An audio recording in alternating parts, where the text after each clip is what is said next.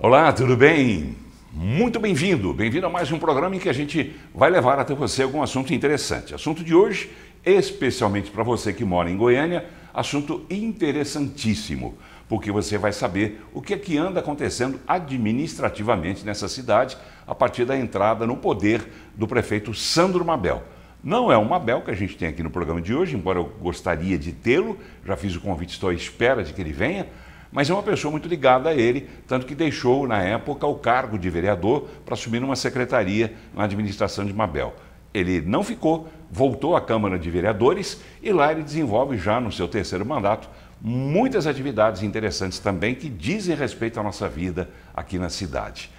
Ele é Lucas Quitão, que está no seu terceiro mandato, é do União Brasil. Tudo bem, vereador? Como vai o senhor? Tudo bem, Paulo, meu amigo, esse grande comunicador do nosso estado. Para mim é uma honra estar aqui. Obrigado pelo convite e obrigado também pela sua audiência. Obrigado também por ter aceito o convite, né? Sempre um prazer recebê-lo. Eu gosto de gente séria e tenho o senhor na conta de uma pessoa seríssima, né? E que veio para refrigerar um pouco a nossa política. Gente nova, gente com cabeça nova, com pensamentos novos. E eu espero que o senhor galgue, né, os cargos, as funções dentro da carreira política, de modo a beneficiar não apenas quem mora em Goiânia, mas o estado todo. E quem sabe, estando até futuramente, logo, logo, lá em Brasília também. Amém. Eu vou parar de falar, porque eu quero ouvir, daqui a pouquinho, rapidinho, o intervalo, e a gente ouve Lucas Quitão para fazer uma análise sobre Mabel, sobre Câmara de Vereadores e sobre a política de uma forma geral. Fique ligado.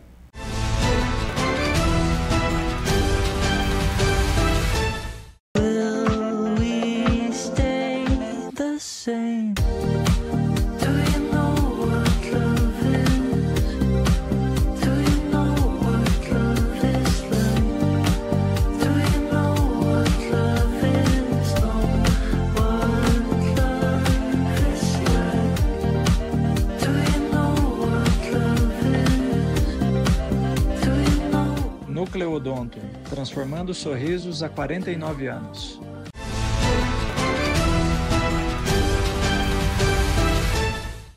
Muito bem, já estamos voltando ao programa de hoje, recebendo o vereador Lucas Quitão, que é do União Brasil, vereador aqui em Goiânia. E a última entrevista que eu fiz com o senhor, vereador, foi quando o senhor assumiu um cargo a convite de Sandro Mabel, prefeito eleito de Goiânia, para dar uma mexida em coisas que historicamente estavam e continuam ainda abandonadas aqui em Goiânia, como, por exemplo, a questão da fiação, né? Esse emaranhado de fios que a gente tem pela cidade, fio de telefônica, fio de TV a cabo, fio de não sei Internet, o quê. né? Está aí para todo mundo ver até hoje. O senhor foi eleito, como é que se chamava a secretaria? Gestão e parcerias. Por que o senhor deixou a secretaria? Só para a gente atualizar aquele assunto de 6 meses atrás. Paulo, é uma secretaria muito técnica, né? Então o nosso trabalho político ele tinha um prazo determinado que era justamente essa estruturação. Na Câmara, agora eu preciso fazer a segunda etapa, que é mudança na legislação das concessões, das parcerias público-privadas. Te dou como exemplo o zoológico, né? O Parque Mutirama, né? A pedreira da cidade, os mercados, as feiras. São aparelhos do município que o prefeito tem a previsão de passar para a iniciativa privada gerir com mais qualidade, gastando menos, oferecendo um serviço melhor para a população. Mas para isso nós precisamos primeiro adequar a legislação do município para que dê seguimento a esses projetos. É uma boa desculpa isso? Por que não Paulo, se pensou nisso antes de o senhor assumir a secretaria? Bom, porque naquele momento era uma secretaria recém-criada com esse objetivo de parcerias, PPPs, né, e concessões, e também, Paulo, porque ali reúne equipamentos que estavam soltos em várias outras, como por exemplo, a Central de Óbito e os cemitérios, eram da Secretaria de Assistência Social. Feiras e mercados e os CEPAIs eram da SEDEC, de Economia Criativa. Já o Mutirama e o Zoológico, os parques do município, nós temos 3 clubes também de recreação, né? Clube do Povo, Rio Jordão, eles estavam na Secretaria de Esporte, né? Algumas delas, e a outra na AGETU, que era Lazer e Turismo. Então, qual é a lógica dessa secretaria? É juntar todos esses equipamentos em uma secretaria para melhorar a sua gestão, que foi esse trabalho inicial nosso, criando um novo regimento interno, uma nova forma disso acontecer, E segundo, preparando esses equipamentos para a gente terceirizar o trabalho, fazer concessão com a iniciativa privada. Pois é, mas por enquanto essa secretaria está sem função? Não, com muita função, justamente por isso, porque tem que gerir primeiramente todos esses equipamentos que estavam dispersos em outras pastas e segundo, preparar esse arcabouço jurídico para entrar nas parcerias. Inicialmente, Paulo, até em primeira mão para o nosso telespectador, o primeiro projeto desse pacote vai ser das praças e parques, que hoje nós temos o Amigo Verde e o Adote uma Praça. A nossa ideia é intensificar esses dois projetos, para começar essas parcerias em todas as praças de Goiânia e nos parques também. É evidente que o cargo de vereador, imagino eu, dê mais visibilidade para o seu trabalho. Também. E, principalmente, Paulo, nesse primeiro momento, o que pesou muito foi a necessidade do nosso prefeito, Sandro, ter uma base de sustentação na Câmara. Né? Nesse momento de transição, de uma gestão que foi muito difícil para a cidade, muito confusa, né? A gente precisava formar uma base sólida. Você se refere a Rogério Cruz? A Rogério Cruz, exatamente. A de Sandro Mabel não está sendo igualmente assim também? Paulo... Confusa? De jeito nenhum. A relação, pelo menos, entre os senhores vereadores e o prefeito não tem tido momentos conturbados? Eu digo que nós estamos naquela fase de adequação, sabe?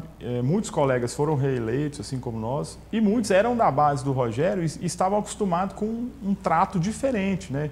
Hoje o prefeito faz uma outra proposta para a Câmara, que é uma parceria direta e não aquela de ter projetos travados. Hoje os projetos andam e o prefeito atende a vereador todo momento, resolve as demandas da cidade. Então eu acho até uma relação, né, apesar desse período de adequação, uma relação mais direta, né, onde o prefeito está diretamente respondendo aos vereadores. Ele tem ido lá prestar contas, né, desse primeiro quadrimestre, que nas questões de finanças, Paulo, foi positiva.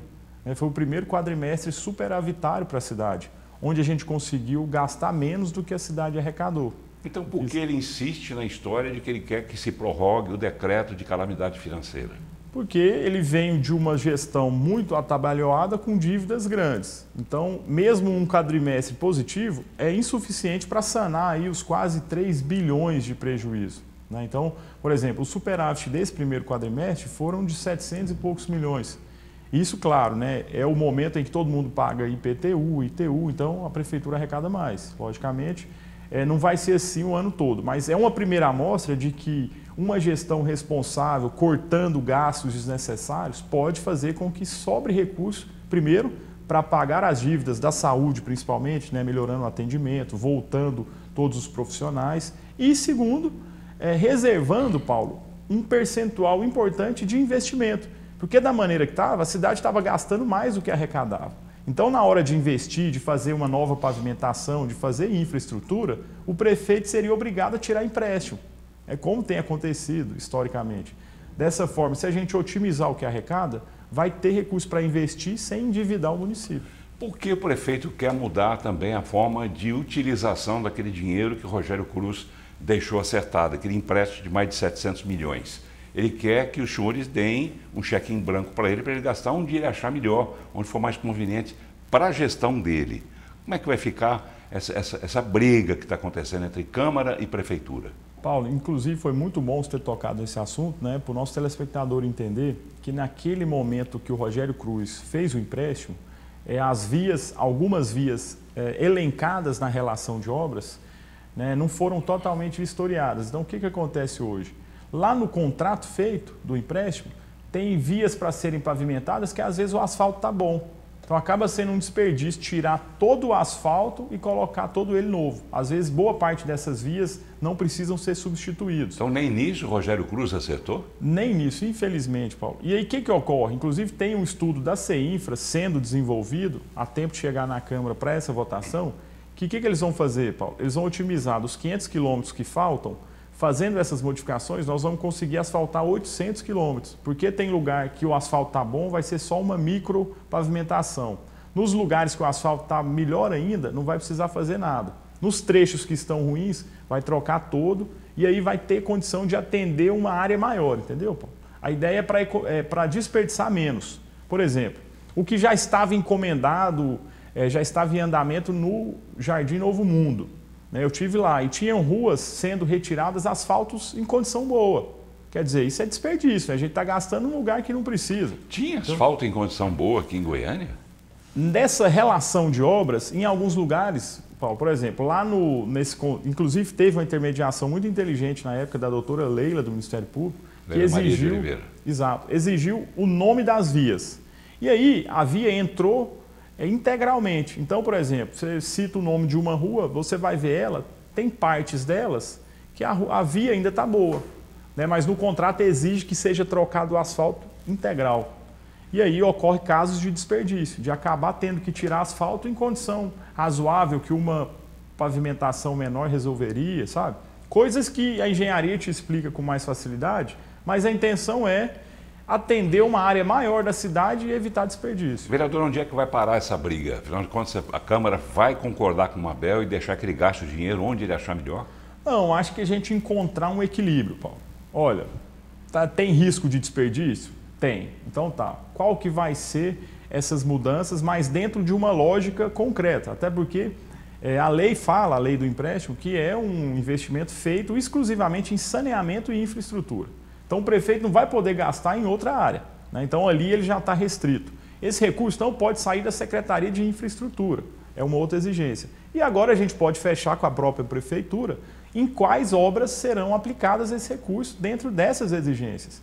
Eu acho que é um equilíbrio razoável até para ser feito com todos os órgãos de controle e dizer, olha, nós vamos evitar o desperdício em vias que o asfalto estão bons, né, e vamos investir naqueles que estão ruins. E são essas as relações. E a Câmara pode fazer vistoria juntamente com a Prefeitura, a população pode acompanhar. Acho que esse é o caminho mais sensato, né, Paulo? E para ver esse entendimento entre Câmara e Prefeitura, a contrapartida vai ser o quê? Liberação de emendas e aumento de cargos para os vereadores? Paulo, existe sempre essa especulação, né? Mas o debate não tem que ser margeado por isso. Na minha opinião, tem que ser técnico. A gente tem que vistoriar as vias, a gente tem que abrir a discussão para a comunidade participar e os vereadores precisam colocar o interesse da cidade antes de qualquer outro. Né? Aí que está o X da questão. Exatamente. Inclusive, eles vão fazer isso? A nossa dinâmica. Não me refiro a nenhum vereador em especial, mas todos os vereadores, né? Dentre todos, claro que tem aquele que só pensa no dinheirinho, só pensa no cargo. Eu digo isso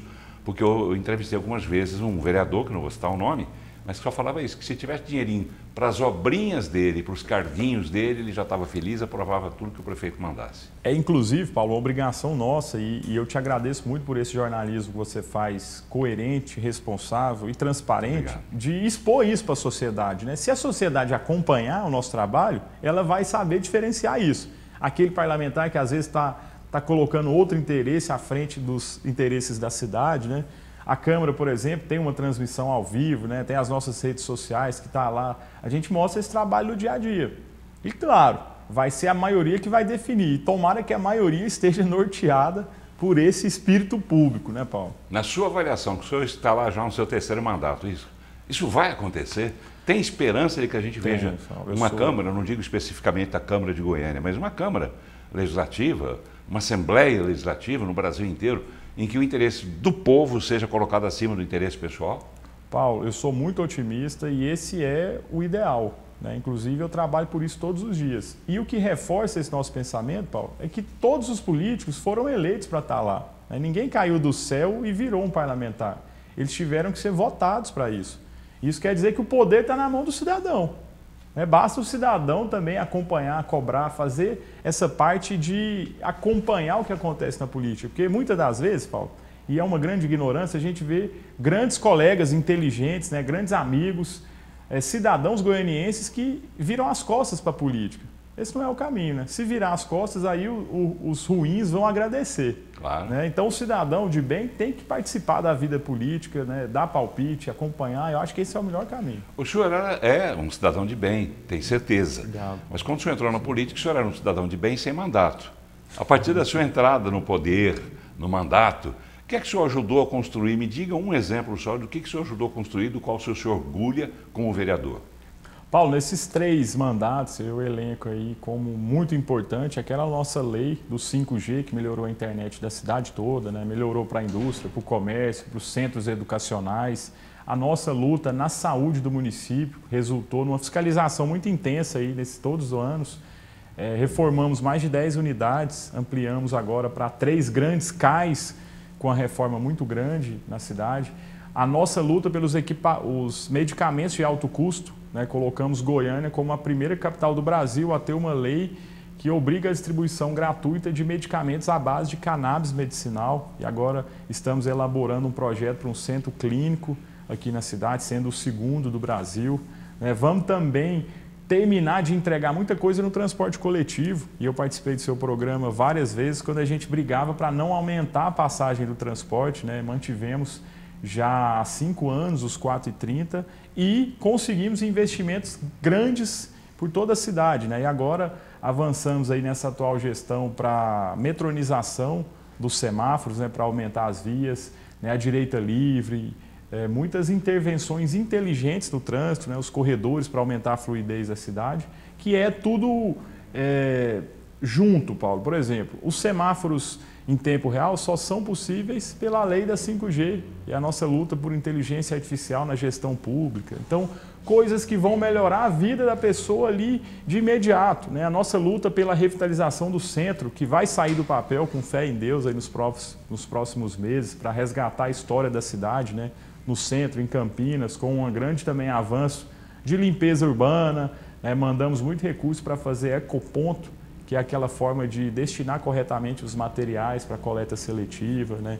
Essa briga também, e apresentamos recentemente, um projeto até para trazer o cidadão para fiscalização do descarte irregular de lixo, né? Uma parte das multas que a prefeitura arrecadarão vão ser revertidas para essas pessoas que fizerem as denúncias comprovadamente, com vídeos, imagens. Enfim, um trabalho, acho que em todas as áreas, mas de um legado muito satisfeito assim, com o que a cidade fez por nós, sabe, Paulo? Nós ainda temos muito para fazer por Goiânia. Qual a expectativa do senhor para o final desse mandato? Aliás, antes de que chegue o final do seu mandato, teremos uma outra eleição agora estadual, para governo, para presidente, para deputados estaduais, federais, senadores. Qual o seu primeiro, antes de chegar lá no fim do mandato, qual a sua intenção real no meio do seu mandato? O senhor vai disputar algum cargo?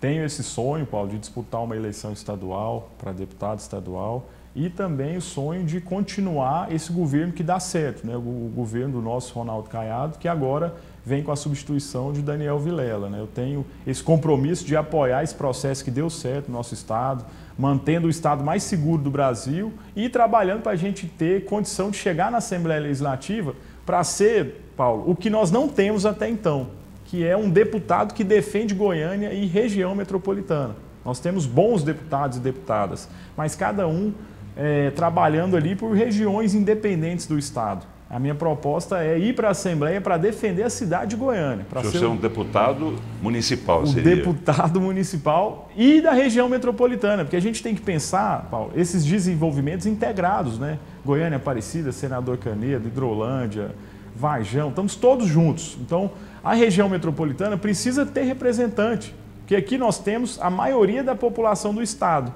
Mas em questão de recurso parlamentar, está indo para outros municípios. Quer dizer, todos os deputados conseguem se eleger com os votos de Goiânia e da região metropolitana, mas na hora de destinar seus recursos, está indo para outras regiões. O senhor tem uma explicação para isso, que é uma observação que eu sempre fiz em relação à eleição de deputados estaduais. Né? Deputados que representem verdadeiramente Goiânia são pouquíssimos. Exato. Historicamente são poucos. Por que isso acontece? Paulo, no linguajar popular é porque os deputados que se elegem preferem adotar um pequeno município que tem uma relação próxima com o prefeito e assim eleitoralmente é mais fácil de garantir seu colégio eleitoral do que trabalhar em propostas estruturantes. Eu prefiro ser o deputado de Goiânia e mandar o recurso para fazer a duplicação de alguns eixos, como a Leste-Oeste, né? Que a gente precisa terminar ela, que vai de Goiânia a Senador Canedo. Interminável, né? Interminável, e pode ser inclusive uma opção para nosso eixo Anhanguera, um exemplo, né? Então eu prefiro ser esse deputado que vai defender grandes obras e grandes intervenções no local mais populoso do estado, do que ser esse deputado, né? Eu não tenho nada contra, mas um deputado mais municipalista, mais bairrista, que vai levar... Você nasceu onde?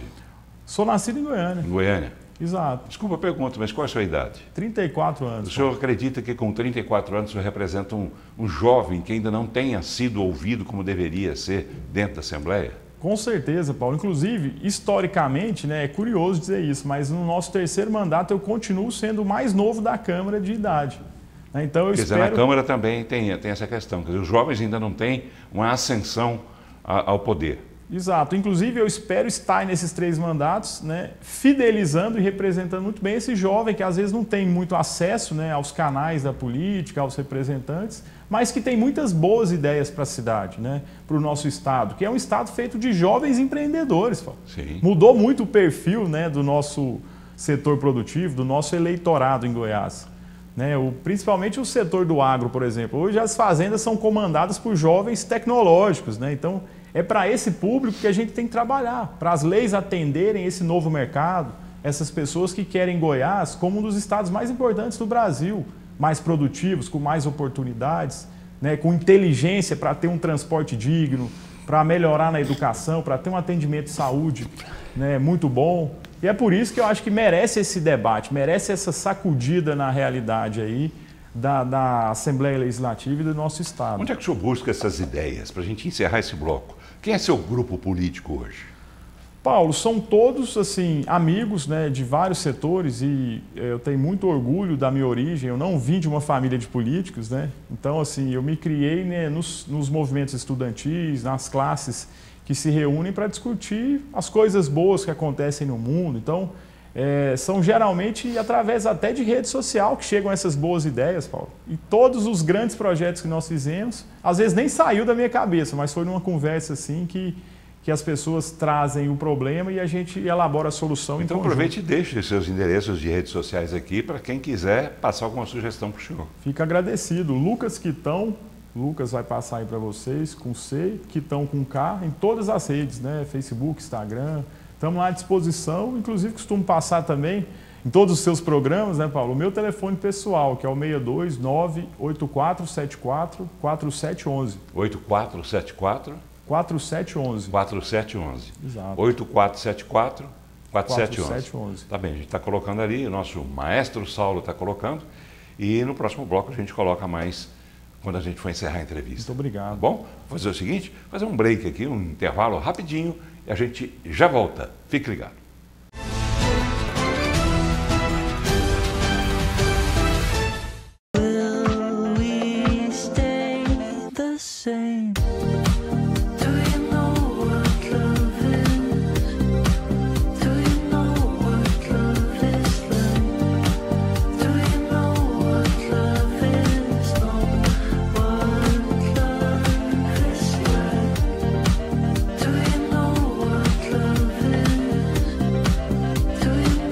Nucleodonto, transformando sorrisos há 49 anos.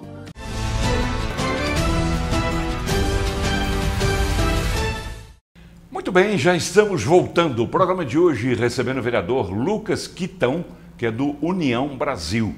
Ele falou no final do bloco anterior sobre as pretensões dele, né, de disputar já agora, em 2026, um cargo para a Assembleia Legislativa, ou seja, de deputado estadual. É isso? Isso mesmo. Dentro do seu partido isso já está viabilizado?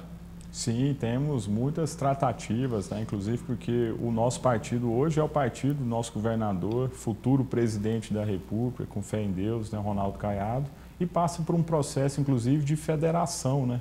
Uma união com o Partido Progressista e tem muita coisa para acontecer até lá, né, Paulo? Inclusive a formação das chapas e esse debate mais interno sobre os times para cada disputa, né? De deputados estaduais, federais, até vagas para o Senado, né? Questão do vice, a indicação do vice para o nosso governador, futuro governador Daniel Vilela, né? A formação dessa equipe que vai acompanhar o governador Ronaldo Caiado pelo Brasil. Então nós estamos atuando nessa fase no momento. As pesquisas são animadoras em relação à disputa para a presidência da República, na sua opinião? Paulo, são sim, até porque o governador Ronaldo Caiado, onde ele é conhecido, a aprovação é muito boa, né? Então esse é o momento do resto do Brasil conhecer ele, né? Conhecer o que deu certo no estado de Goiás, principalmente, né, as questões aí de saúde, educação e segurança pública, né? Avançando agora nesses últimos meses do mandato dele para uns investimentos parrudos na infraestrutura, né? Questões de estrada, grandes obras. Então, se o Brasil conhecer o que tem acontecido em Goiás e a trajetória de Ronaldo Caiado, com certeza ele tem um crescimento muito grande para acontecer nos próximos meses, que é justamente o que o partido tem colocado, né, para ele ser o candidato. um crescimento aí até 10 pontos percentuais, que ele já está se aproximando disso, para ser o candidato da União Brasil a presidente da República. As últimas pesquisas, que já incluem os reflexos dessa decisão de Donald Trump, presidente dos Estados Unidos, de sobretaxar os produtos exportados pelo Brasil, mostram que a atitude de Lula estaria sendo bem avaliada, ao contrário de Bolsonaro, e correlatos no sentido de incentivar isso, que Lula está tratando como uma traição ao Brasil. Como é que o senhor vê essa guerra? Paulo, eu acho que não é um assunto para ser politizado, né? Infelizmente a política tomou conta de uma pauta que deveria estar sendo tratada, né, pelo Itamaraty, a diplomacia, mas já que entramos... Na falta de outro argumento, o Lula se apoderou deste para tentar melhorar a intenção de votos Mas dele. tem um ponto, Paulo, muito interessante no estudo, né? Até a ação do governo do estado de Goiás, né, que faz de tudo para não intensificar essa briga, que é ruim para o Brasil, mas de criar soluções, né? Eu tenho visto o governador reunindo com vários setores para amenizar os impactos dessa possível taxação, inclusive de acordos políticos, para tentar, né, via governadores do Brasil, o governador Ronaldo e outros, buscar um consenso com os Estados Unidos para que não seja aplicada essas taxas, por exemplo, né? E como você falou, é triste ver que o governo federal e o atual presidente prefere o bônus político, né, do que preocupação com o país todo, né? O país todo pode ser impactado financeiramente, mas o atual presidente só está preocupado com a questão política disso, se ele vai sair bem ou não, se isso pode ajudar ele a sobreviver, né, a ser, como é que eu digo, assim, a ressuscitar politicamente, né? Infelizmente essa é a preocupação dele. Pois é, e Caiado saiu na frente, né? Porque ele anunciou aqui programas de incentivo, programas de ajuda. Linhas de crédito. Né? Linhas de crédito para ajudar as empresas, ajudar a economia do estado de Goiás, coisa que o governo federal só depois é que começou a anunciar. Quer dizer, Caiado saiu na frente. Com certeza. E saiu de um jeito propositivo, né, Paulo? Ele evitou crítica, evitou entrar nesse debate que não tem frutos para criar soluções. E essas soluções foram essas que você bem lembrou. Eu tenho visto acontecer reunião com vários segmentos da economia que serão afetados, né?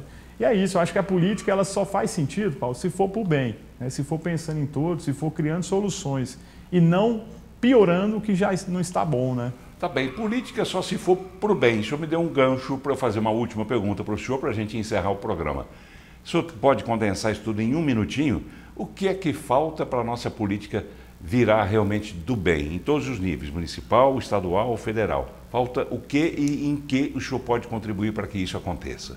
Paulo, na minha opinião, falta ainda mais participação popular, né, cobrança dos cidadãos, até porque são os cidadãos que escolhem os nossos representantes. Então, para mim, esse é o ponto de partida, até o que está na nossa Constituição, que é uma participação popular presente, né? A gente deixar um pouco as ideologias, essa polarização de lado e pensar no futuro, né? Escolher bons representantes e cobrar deles as soluções que o país precisa, que o Estado precisa, que o município precisa, né? Fazendo isso, eu acho que o Brasil todo vai olhar a política de um jeito diferente e os representantes que forem escolhidos vão trabalhar de uma forma diferente. Tomara. Isso aí. Tomara que Deus ouça e faça com que isso aconteça. Lucas Quitão, Assim vereador seja. aqui em Goiânia pelo partido União Brasil.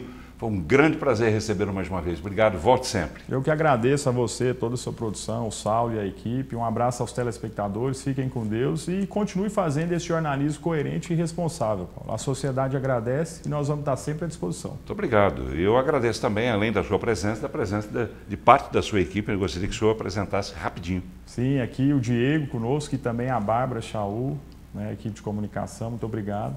Bárbara, que é sobrinha do Nasser Shaul e filha do Júlio Shaul, que foi vizinho meu, tenho o prazer de conhecê-lo. E o Dom Diego, né, de Las Vegas, Exato. que é o Zorro. Lá de Campinas. Lá de Campinas. Obrigado, vereador. Um abraço para o senhor. Obrigado a você, telespectador. Grande abraço. Até a próxima.